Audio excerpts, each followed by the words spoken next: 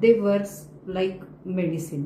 तर त्या गोष्टी काय आहेत की आपला रुटीन आपण पाहतो की कधी कधी कपिल शर्मा शोमध्ये बरेचसे प्रेक्षक म्हणत असतात की मी आजारी होतो, डिप्रेशनमध्ये होतो, तेव्हा तुमचा शो पाहायचो आणि मला एक नवा हुरूप यायचा आणि मला त्याच्यातून बाहेर पडायला ह्या गोष्टीची खूप मदत झाली.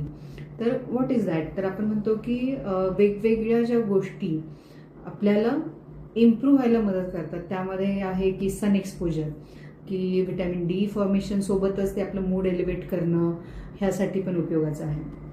साधा हँडवॉशिंग ही प्रॅक्टिससाठी सुद्धा अगदी हा डेटा आहे की आपले खूप सारे इलनेसेस हे प्रिव्हेंट होतात, की इन्फेक्शियस डिसीजेस असतील किंवा काही कॉन्टॅजियस डिसीजेस असतील तर ते निश्चितच हँडवॉशिंग प्रॅक्टिसेसनी प्रिव्हेंट झालेले आहेत.